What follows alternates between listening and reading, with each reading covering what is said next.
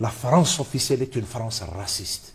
C'est une France qui ne veut pas accepter que dans ce pays puissent émerger des forces démocratiques, une jeunesse émancipée, une jeunesse qui est capable de défier le sous-développement. Elle ne veut pas accepter cela. Je vais le dire pourquoi.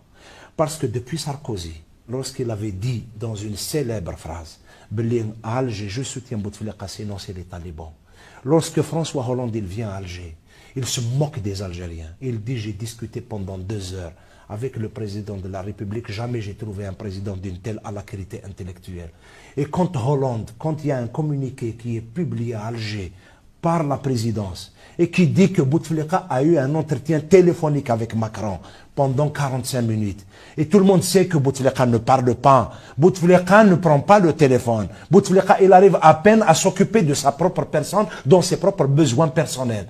Et on laisse un pays de cette dimension-là se jouer dans les logiques de réseau d'intérêts. Il y a quand même une nécessité de rappeler d'une manière diplomatique, d'une manière politique, et c'est notre rôle. C'est pour cette raison, personnellement, je m'investis à fond dans ça pour leur donner cette démonstration que dans ce pays, que l'Algérie que vous avez colonisée, a fini par se régénérer. Il a régénéré une génération de jeunes qui sont là, qui sont capables de défier le sous-développement. Ramtan Lamamra, il a été désigné par la France. Ramtan Lamamra, c'est la garantie pour la France. Tout le monde sait que Ramtan Lamamra est un ami de la France.